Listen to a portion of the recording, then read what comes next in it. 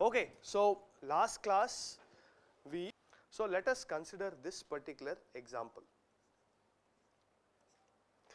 I have an inverter driving a NAND and driving another inverter.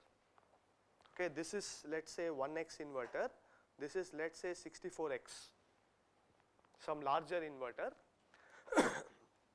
This has some arbitrary size, okay, or let us say it is a unit gate. This is a unit gate. Now let me pose this hypothetical question to you. Suppose I were allowed to replace this NAND gate by a NOR gate logically, without changing anything in the logic. I am just allowed to replace the NAND by a NOR, hypothetically assume that, right. Then I have the following circuit.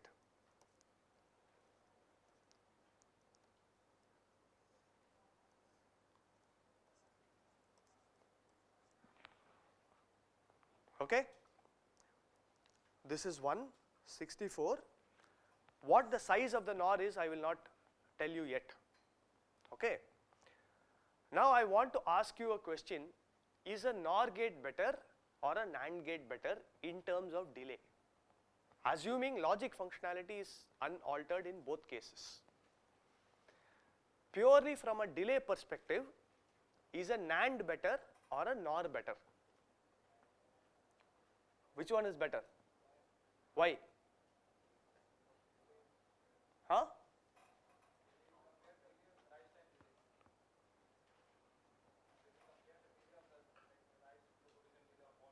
Huh.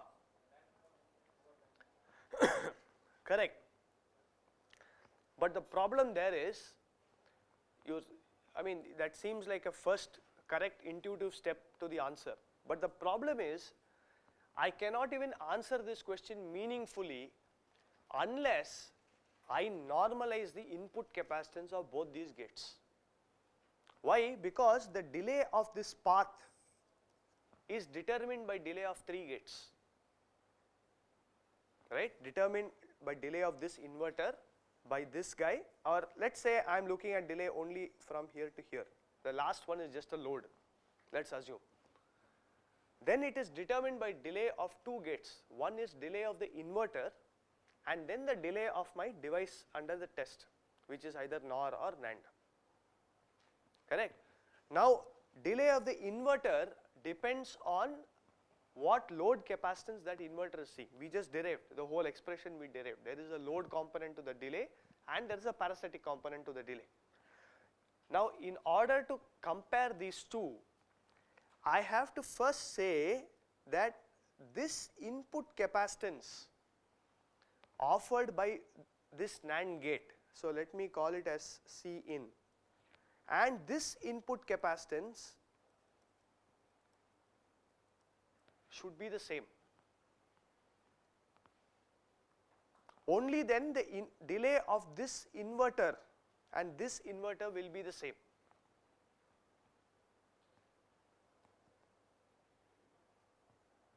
Are you following me here? What I am basically saying is he made a point that the NOR gate had larger delay, but I can upsize by NOR gate. You understand? To now charge the same load capacitance, I can make my NOR gate bigger and then reduce my delay, because you saw that the load component falls off as 1 over k, right, of the delay. So how much can I upsize my NOR gate? That is the question I am trying to answer here. So the first thing I have to do is in order to compare a NAND and a NOR, which seems an otherwise meaningless thing to do, I have to first normalize the input gate capacitance of both these gates. Only then the delay of I1 in both cases will be the same. Delay of I1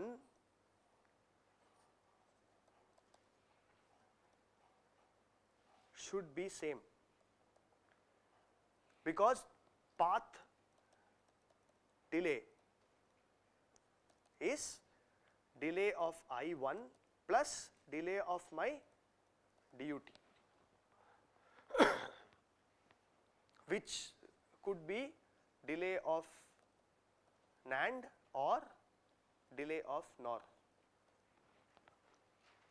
right? So if I now want my NOR gate, okay, to have the same input capacitance as that of a NAND gate, okay, so I want to find out the following. So if I have a NAND 2 gate which has a size of unit size, what's the input capacitance here? 4C. Now I have a NOR gate.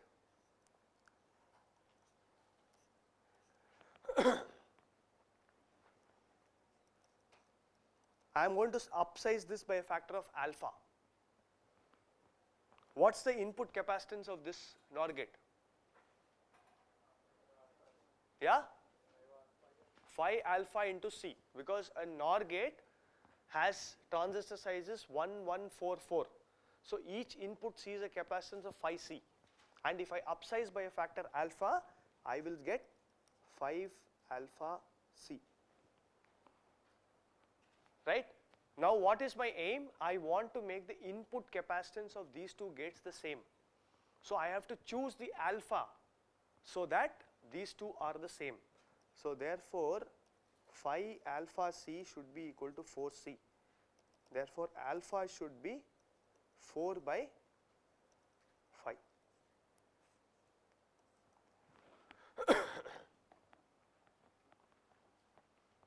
Okay. So here if I make this 4 by 5 times size of a unit inverter, I mean unit NOR 2 gate, then the input capacitance will be the same as that of a NAND 2 gate. Now I can ask the question, which path delay is lesser? Right?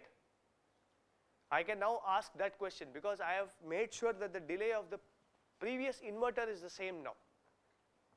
It is seeing the same load capacitance in both cases. Right? Now tell me, what is the delay due to this NOR gate and what is the delay due to the NAND gate? So you can draw the equivalent thing. It's going to be R, right? This capacitance will be R and there will be a CL, right, plus some parasitic delay. Okay, assume that the load capacitance is much larger than the parasitic delay in this case. We will not worry about the parasitic, it's a constant number. Okay, assume that CL is much larger than the parasitic capacitances. So the delay because of the NAND gate is R into CL. Right? This is my delay of the DUT.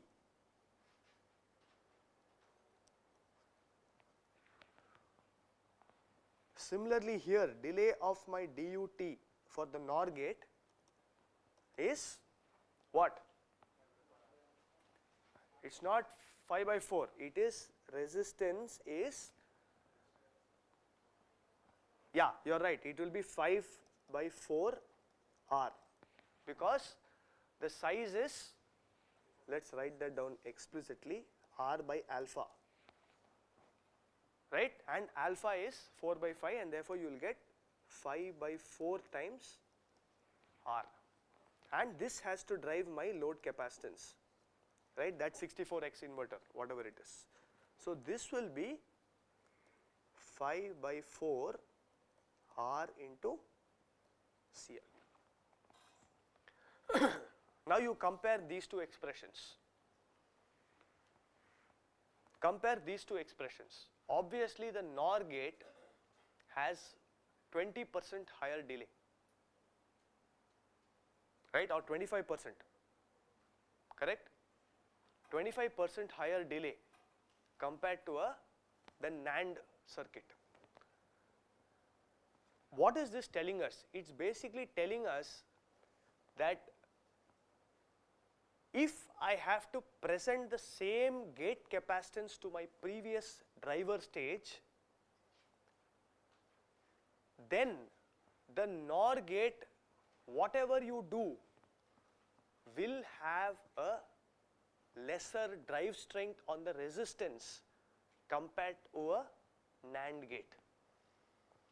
And this is not a function of upsizing the gate, nothing. It's purely because of the logic function that is being implemented. One is a NAND which has 2 NMOS stacks, other is a NOR which has 2 PMOS stacks, and therefore the gate capacitance is going to be higher for a NOR gate for a same drive strength. This is one way to look at it.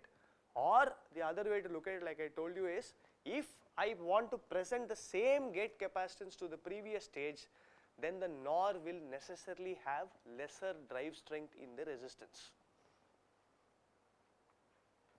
That is what the meaning of logical effort is.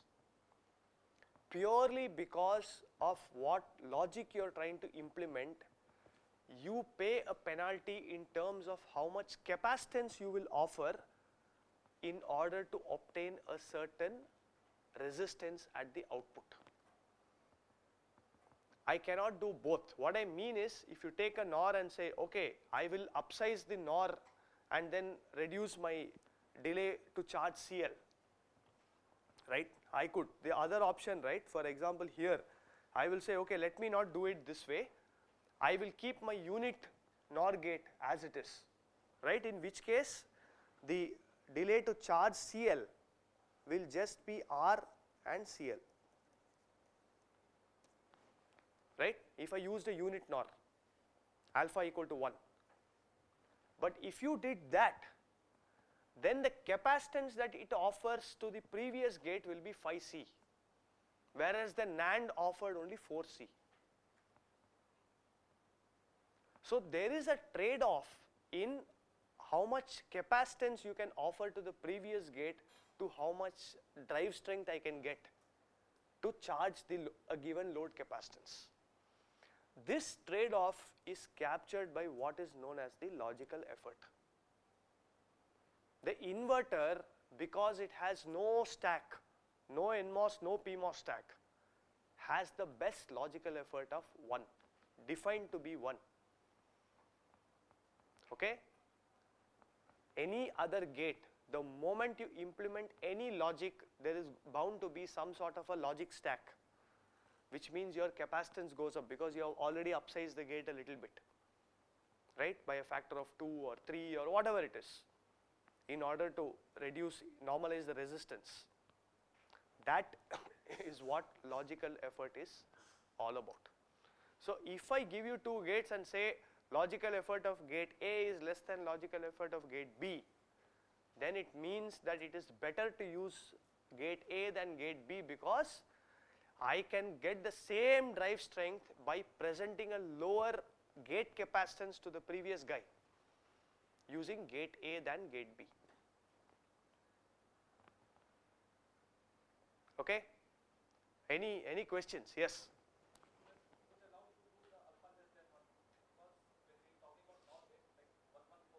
Yeah.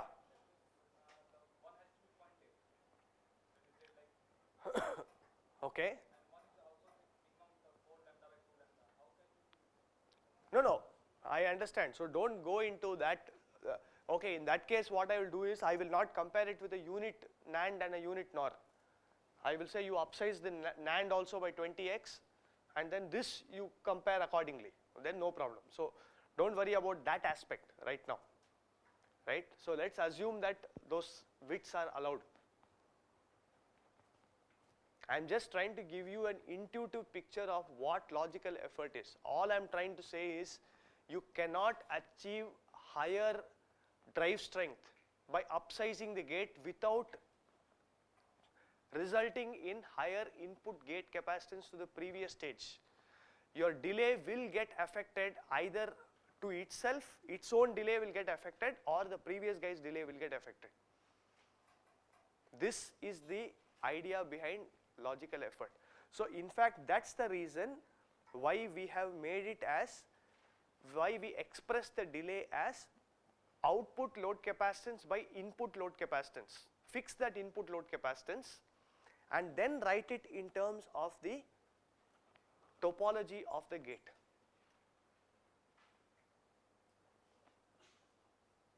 Right? So if you look at in out here,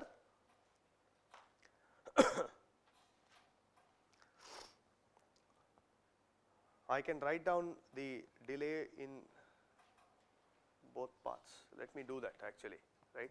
So we said delay was CL by C DUT into C unit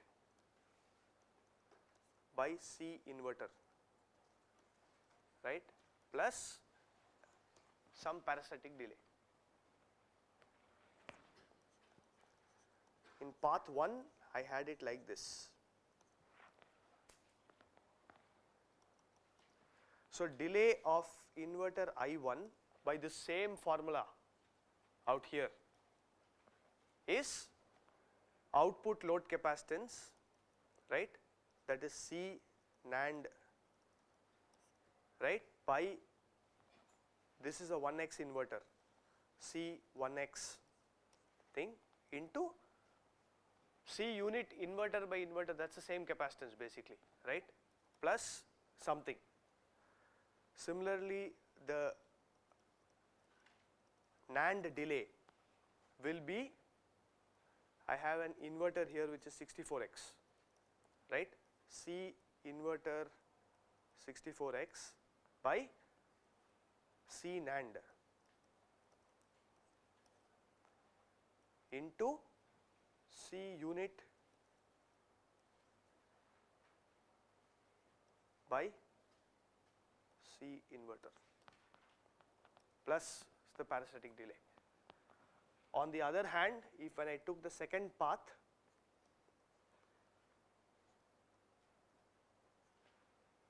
this is 1x, this was sized up by a factor of alpha and alpha was 4 by 5, but we ensured that these two capacitances are the same, right. So dI1 is C NOR by C1x, right, into something, D NOR is the again the 64x capacitance, 64 divided by C NOR into C unit NOR by plus some parasitic delay. So what we ensured was C NAND and C NOR are the same. When we sized and we got this 4 by 5, 5 by 4 and all, we said these two are the same, therefore these two delays have to be the same. Now I can compare just the delay of the NAND and the NOR and tell you which of these two paths is better, is what we said, right. So this is the idea of logical effort. So what is logical effort formally?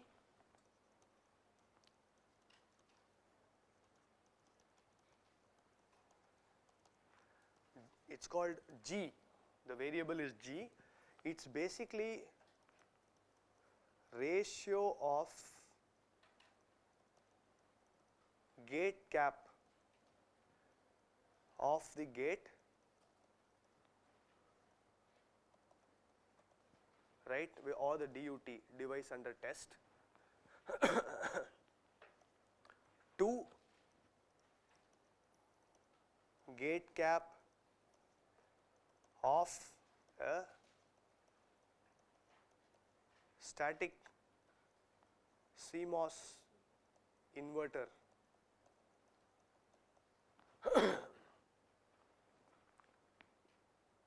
with same drive strength.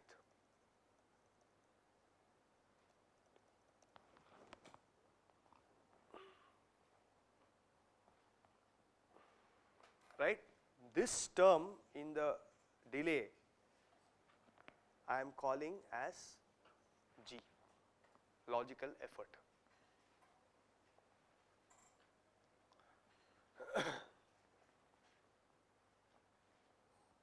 Okay? So, if I asked you, for example, what's the, maybe we don't have to do all that, what's the logical effort of a NAND 3 gate?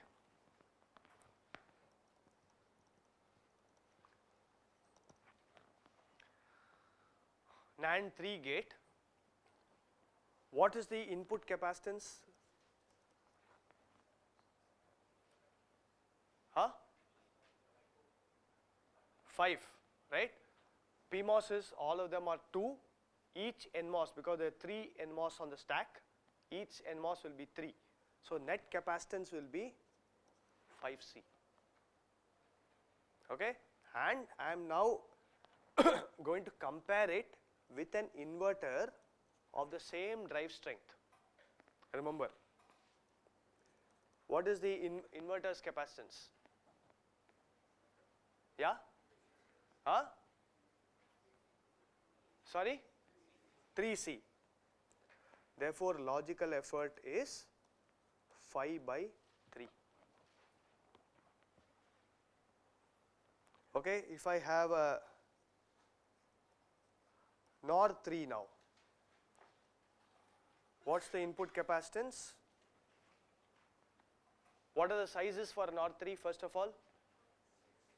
NMOS is all 111, PMOS will all be 666. So net gate capacitance will be 7C. I am now going to compare this to an inverter with same drive strength, which is 3C. Therefore, logical effort is 7 by 3.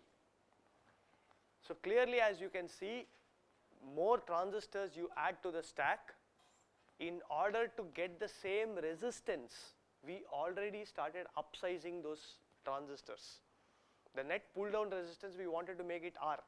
So therefore, we kept upsizing these transistors, which means that the capacitance offered to the previous stage is going to go up now, and that is captured by the logical effort. How much ever you upsize your gate by, by increasing drive strength and all that, you will pay this penalty of drive strength versus capacitance that it is going to offer.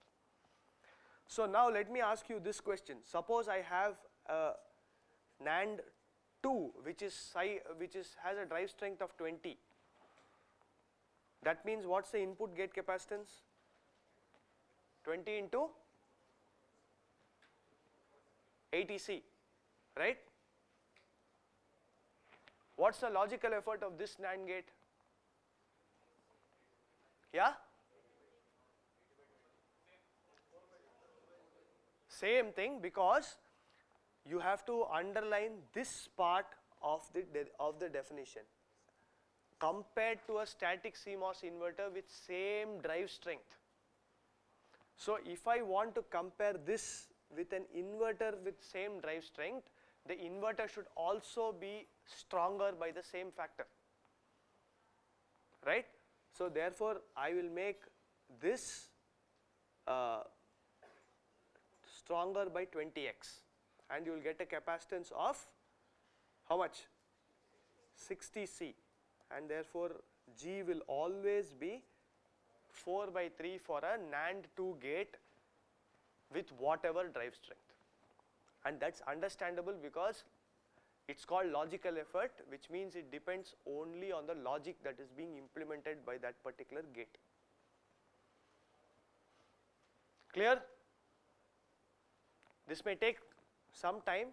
We'll do more examples in the next class. We'll start using it more and more, and hopefully it should become clearer as you go along. But go back and think about what I told you today, especially how I compared a NOR to a NAND. Why did I normalize the input capacitance? Why did I do? Only then you will see the whole picture emerging out of this. Okay, so we'll meet tomorrow. Tomorrow morning we'll start with the quiz again, as usual. Okay, thank you.